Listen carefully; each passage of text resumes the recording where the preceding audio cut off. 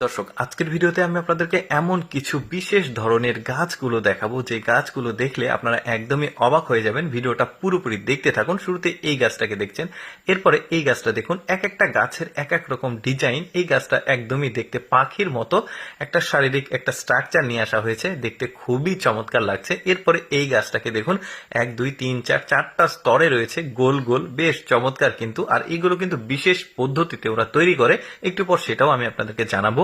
এর আগে এই ভিডিওটা দেখুন, এই গাছটার একদমই এক্সেপশনাল চেয়ারের মতো আকৃতিতে তৈরি করা হয়েছে।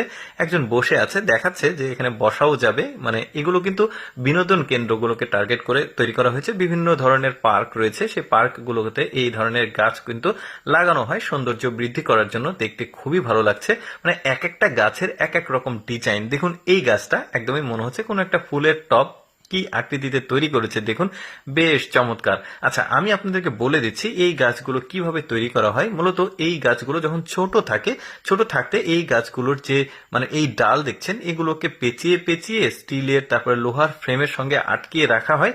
তারপরে মাস 3 পরে এই গাছগুলো এই আকার ধারণ করলে ওই স্টিলের বা লোহার ফ্রেমগুলো খুলে ফেললে এই ধরনের আকৃতি হয়ে যায়। দেখুন এক একটার এক এক রকম ডিজাইন। এটা আবার চেয়ার গাছ, দেখতে পাচ্ছেন কি চমৎকার। এটা শুষ্ক মৌসুমের জন্য, মানে শীতের সময়, যে কারণে গাছে পাতা নেই, তবে পাতা থাকলে আরো বেশি